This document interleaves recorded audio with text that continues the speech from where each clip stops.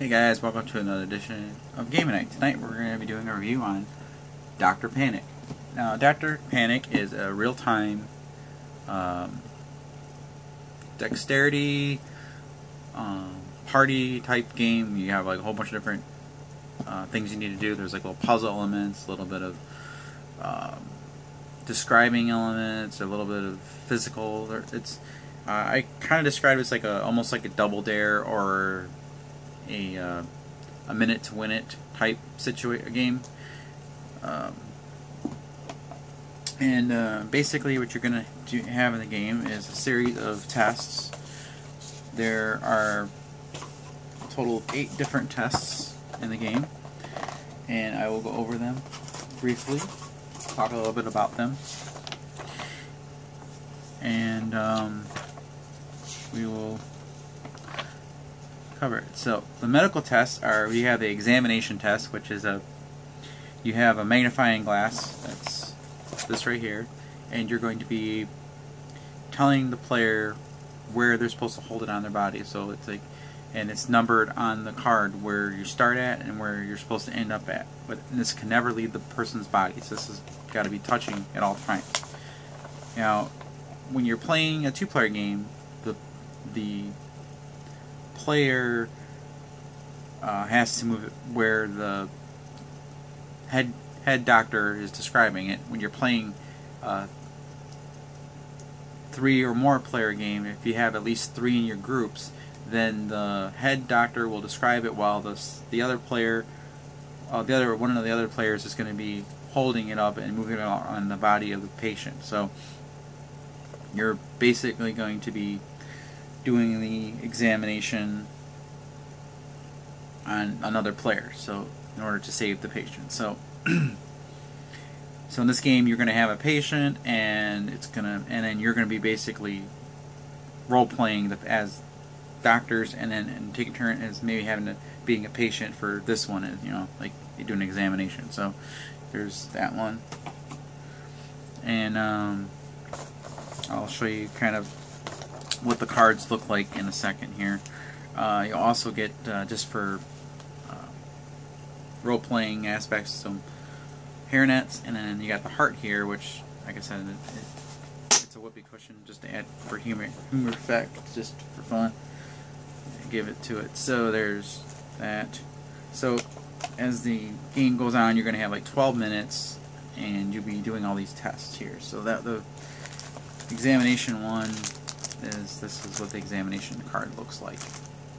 So, and then you'll have the prescription test, where you're going to be giving patient pills based off of what their pill plan is. So they're going to have a card that looks like this, and you're going to have a card that's got times, all the different times on it, and there's 9 pills, and they're double-sided here, and you're going to be trying to give the right dose, the right medicine at the right times, so the patient doesn't get sick.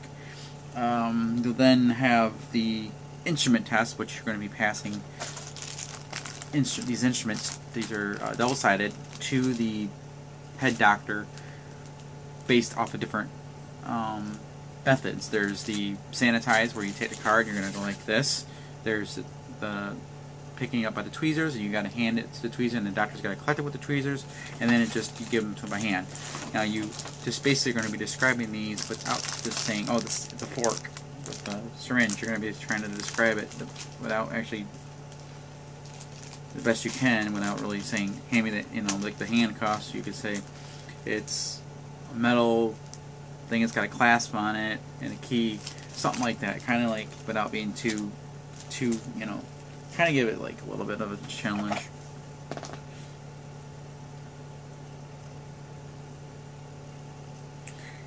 You can only describe them, so you can't really tell somebody which one. You have to describe it in your own words. So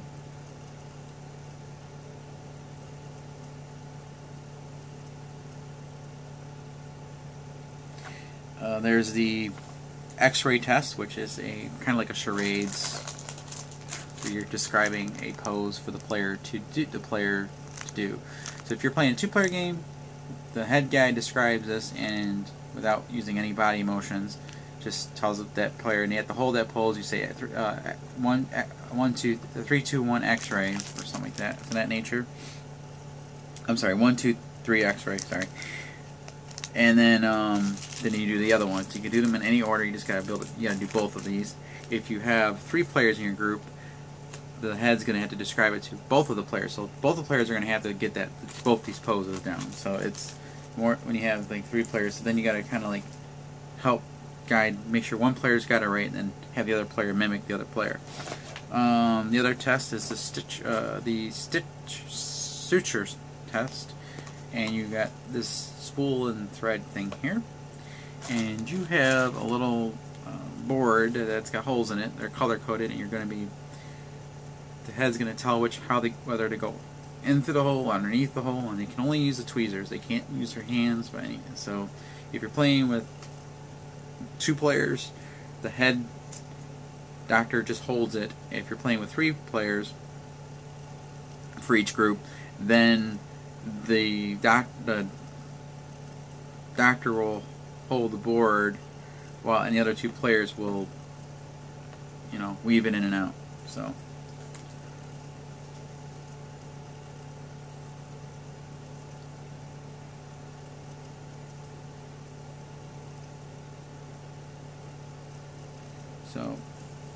you can, 2 players, you can use the tweezers, but like I said, the head doctor can help and also hold the board. So then there's a scanner test, which I think is the hardest one. You got a little MRI, and you have to build a house of cards with this and not have collapse, and then get the patient cards slid from one end to the other, either by tweezers or by hand. There's a little card that'll tell you how you got to do it. So the patient card's pretty good size. It's like you have just a tiny bit of room for maneuvering it. And then there's electrode test, where you're telling the doctors where these electrodes go, and they got like little different shapes. You got square, hearts, and there's so many of these. And then there's the injection test, which you have to read. Flip the test card up, and then it'll tell you if it's by weight, by blood type, or height. So those are the different types, and then you have to tell the patient, I need 3 of the maxillols, I need 2 of the penetrant, and 4 of the clogulus, or whatever. You can't tell them the colors. You have to tell them the medicine type, and they're really easy to know which ones are which, and you're always going to goof up the medicine names. And all the while you're trying to save the patient, there's interruptions in the game, and these come in the form of like phone calls, or you're going to be getting some kind of physical challenge to do, whether it's running around the table, having to hold your nose, talking a funny way, shaking each other's hands, kind of stupid little things you got to do. It's really funny, really crazy things you got to do that kind of interrupts your actual. Because once that happens, you have to stop what you do. Everyone has to stop to do it, and they got to do these little tests.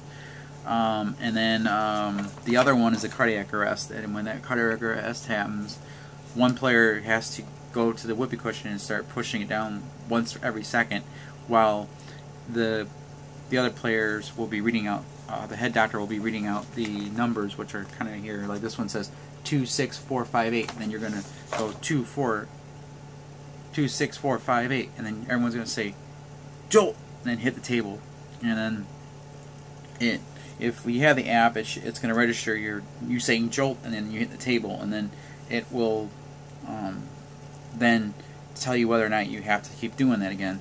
Now, in the play online one, you hit the little button, shock button, and then it'll tell you whether or not you need to do it again. It's kind of random. I had it one time. We had to do it 3 times in a row. One time twice, and then one time we got away with just doing it once. So it's kind of got a random there. And then, like I said, the phone calls act the same way. So everything has to stop when you have those 2. You can't do anything else other than attend to the cardiac arrest or attend to the phone call from the boss. And you repeat this process until either A, you run out of time and the patient dies, or you finish a number of tests based on the number of players.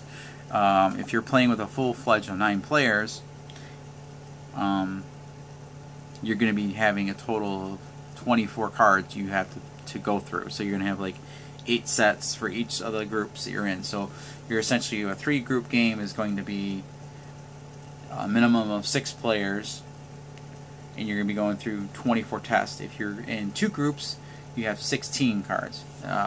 2 to 3-player game, you only have 8 cards to go through. But the good thing is when you're playing with multiple players is you're all simultaneously doing these. So Team A is going to be doing a different test than Team B and different tests than Team C. But once one team officially completes everything, they can take the cards that aren't done and help the other team. So it's not like a complete washout. If one team finishes before someone else, they don't have to sit idle. They can actually go and help the other teams finish the cards. There's that catch-up mechanism, and but the game is like, it's really well balanced. I mean, we played 4 games. We've won half of them so far, because in each one that we've won has been really close. So if you want to see how crazy the game gets, I have a 2-player game. Our first game we played, just basically learning how the game goes. So you know, you can just kind of see how chaotic it is. And we were playing with the Play Online feature. So if you kind of are interested in how the game looks, I'll put a link in the description below on it. And I also have also in the description I'll put my unboxing video of this, so you can see all the components, because I don't feel like showing all the components right now. I just wanted to give you my review of the game. It's one thing you're going to need to know is before you play the game is it requires a good sized table. So if you don't have a good sized table, I wouldn't recommend picking this up.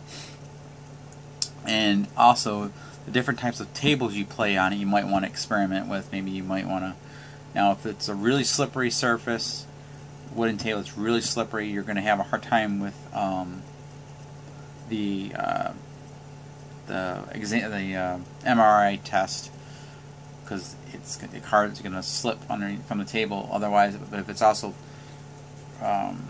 you know, so you kind of can experiment with your, I mean, it was doable on my sister's table. It was slippery, but I mean at the same time it was, you know, it was doable. It just was really close. So you might have different tables to try it if you want to try it on like a different type of table, but just find out what works best for you. But you do need a large table, and it's recommended with ages 8 and up. You could probably get away with the age of 7, but the reason for it is you have to do reading in the game and comprehension and stuff, and the younger crowd might not pick up on some of these on the stuff you need to do, and so this game really, the word panic is definitely in it, because you are really crunched for time. So I really enjoy this. This is definitely something I'll be playing, you know, not every game session, but we'll definitely be seeing a lot of time on the table, and I can't wait for the app to be fully ready to go. But there's so many ways you can play the game. You can play online, you can download the MP3, there's a YouTube video, there's different ways you can play it. They're on their website, so you're just not restricted to have like a smart device you can use, you know, and all that. You can even download it to your MP3 player, but I think the best will be the Play Online or the app. That's where you get the best experience of this game. So once again, I want to thank you for watching. I'll see you guys next time.